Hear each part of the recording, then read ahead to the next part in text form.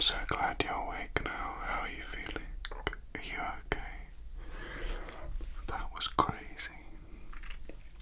So good to see you sitting up. Oh, I had quite the adventure after you passed out. Yeah. Well, do you remember? Okay, so, you basically climbed onto the Houses of Parliament in London. Yes. Onto the roof, yes. At night. No, we weren't seen, thank goodness. And you managed to pull me up with a rope system. Well, you convinced me to do this because I was drunk. I wouldn't do it, obviously, normally, because it's mental. But,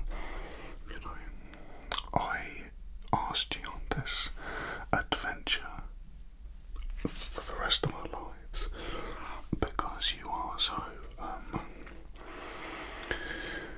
adventurous, and that's helpful. Obviously, this thing that you have about climbing up things is potentially very dangerous, but you went fast, so it's up to you, isn't it, if you're willing to put yourself at risk. I've tried talking you out of it, believe me, I've tried, but it doesn't work, does it? No.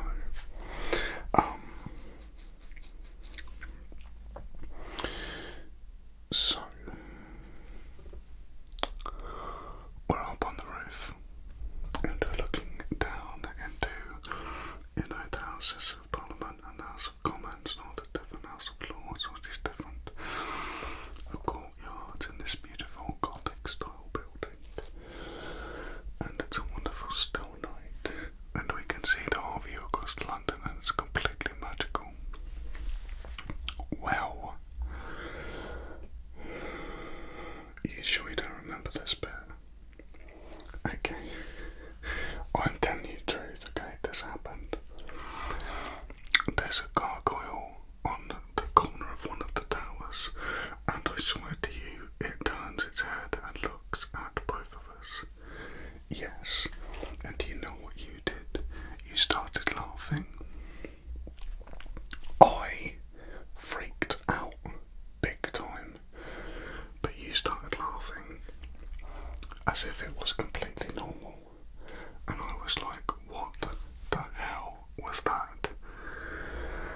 And you were like, I think that gargoyle just looked at us, and I was thinking, well, if you saw it as well, then I'm not hallucinating. Maybe I thought my drink had been spiked or something, but it hadn't.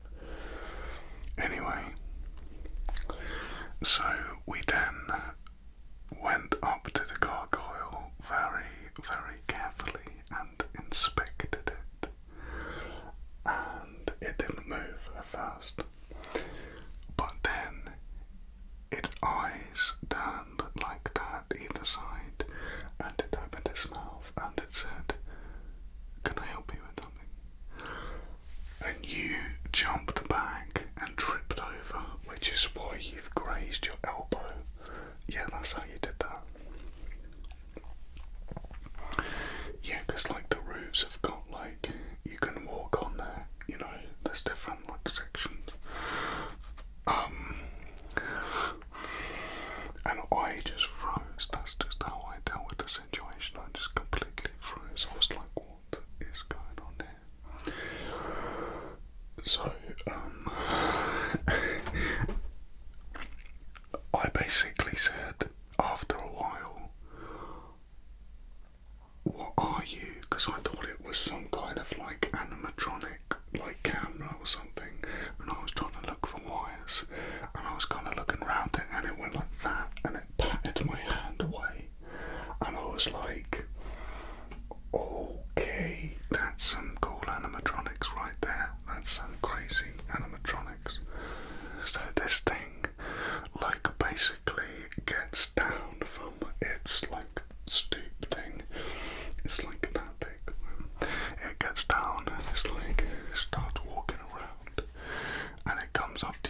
says, "Oh, are you okay?" And you're like, "What?" And it helps you up, and you grab its little stone hand and it pulls you up. I swear to you this happened. Are you starting to remember some of it? Yeah, see? No, you thought that was a crazy dream. It wasn't a crazy dream. I'm telling you, this actually happened, okay?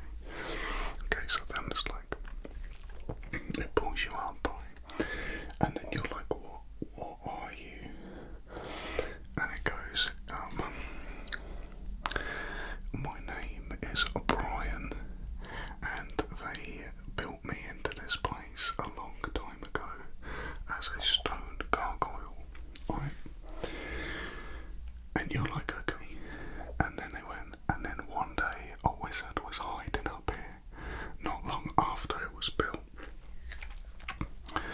And the wizard was basically, it was being hunted by the soldiers, and the king wanted this wizard, right? And so basically what he did was the wizard needed some help, so it made the gargoyles alive, okay? So that the gargoyles could help to fly the wizard away to safety, okay? So the wizard makes this gargoyle alive, and he's like, what?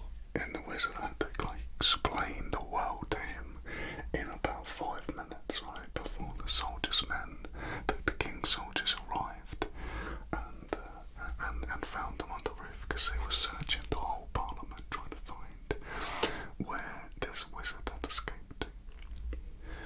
So this wizard explains this stuff, and then the gargoyles, they all group round and they start to fly and carry the wizard, like one arm each and a leg, and they fly the wizard across the Thames and away. Okay. Now, the story doesn't end there. They take the wizard to a castle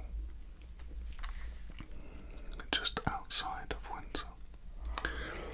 And they basically, it's a secret hidden castle. It's hidden deep in the woods. Okay. And they drop the wizard off there. Now, what they discover is that this wizard is basically trying to overthrow the king, and is trying to form a kind of underground organisation in order to achieve this.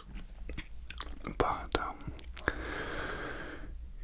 it's like it hasn't got many numbers. There's like a handful of these wizards, okay, that are really up against the king's entire army. And the gargoyles, they say, well, why do you want to overthrow the king? And the wizard says that the king is basically an imposter. It's not the real king. It's a sorcerer who has kidnapped the king and has basically transformed himself into looking like the king.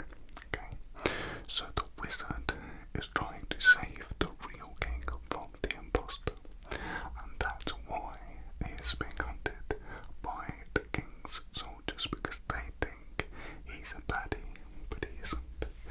He's trying to help. So, what he's trying to form is not necessarily his own army to take it over, but a kind of special operations organisation, a small group that can go in and can take out the Sorcerer King and cast a spell on him to reveal this, okay, to reveal this lie, this deception that's taking place. So,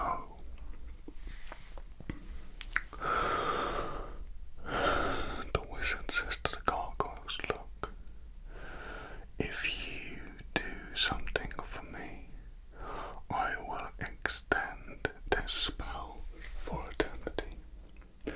Right now, the spell that has brought you to life is only good for the next 2 days, but if you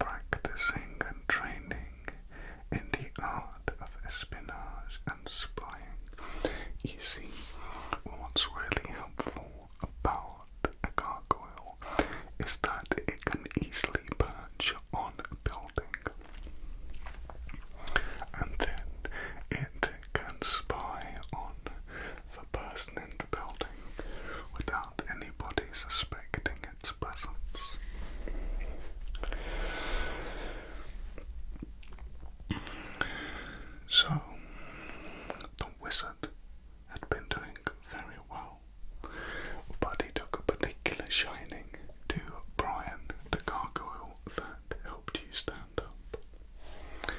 Now, Brian was shown more about the wizard's plans and was taken into this castle. The rest of the gargoyles lived outside, mainly in the woods, perching in the trees. They don't need to eat or sleep as they are made of stone, but they kept themselves entertained by simply having conversations with each other, which they found fascinating. They asked each other about the different places that they had been located, and this greatly fascinated them.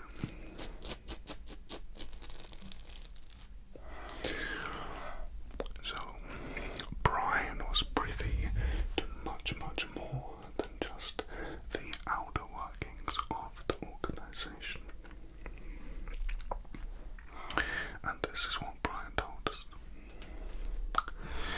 He told us that the wizard was basically old enemies with the sorcerer, and that the sorcerer wasn't just plotting to take over England, but the entire world. This he thought was awful, so decided to stop his plan for world domination, and made it quite clear that he wouldn't allow it. Well, this didn't go down well, and the rivalry between them has existed ever since. But the wizard was confident that he would be able to take on this sorcerer, fake king.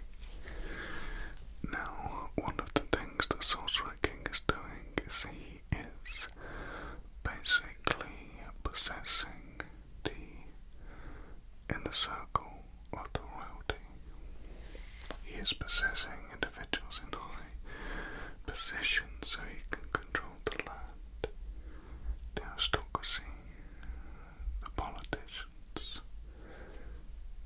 everyone in a position of power. And this was how he was going to do it in every country. So the wizard started to plant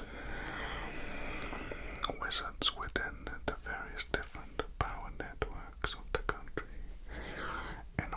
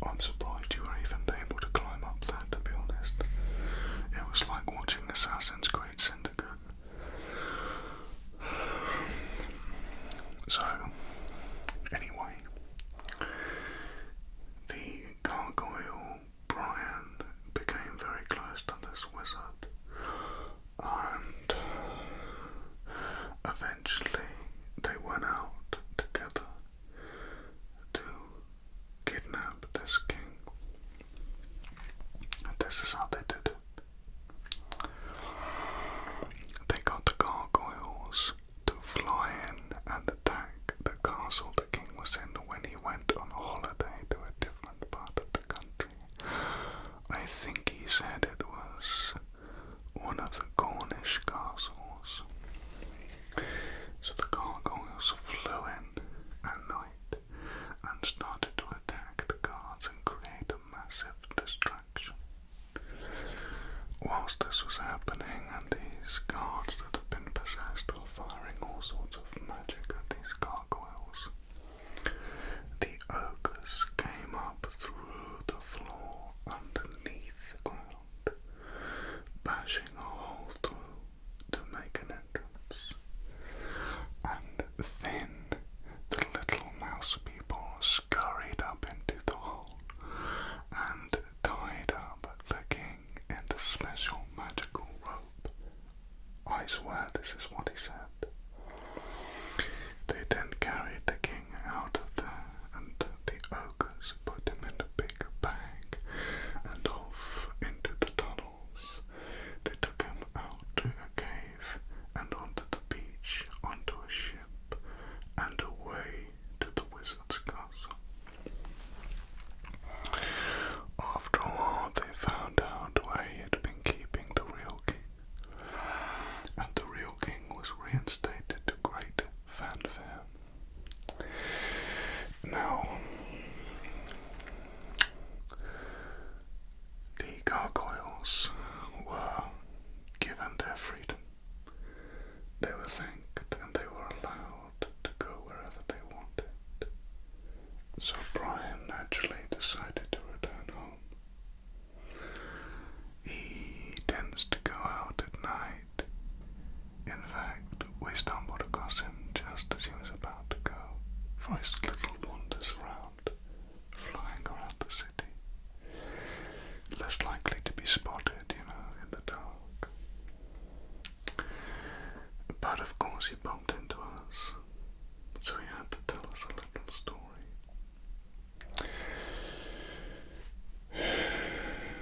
You want to go back tonight? Listen, I tell you what, how about we do this instead? All of the gargoyles are alive in this country now, so this is what we do. Let's find one that's lower down, because it's risky climbing onto the House of Commons, I told you this. Let's find one that's lower down and ask them to go and speak to Brian for us, then Brian can come and speak to us. That's going to be fun though, isn't it? That's going to be cool. Finding gargoyles to talk to, wondering if they're going to talk back, searching for different ones, learning about their life. Let's go around interviewing different gargoyles. Obviously we're not going to tell anyone because people will think we're mental, but still, it will be fun.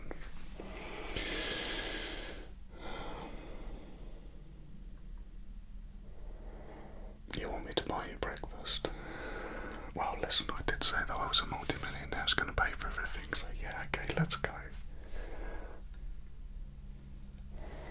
Come on. Let's get rid of this hangover.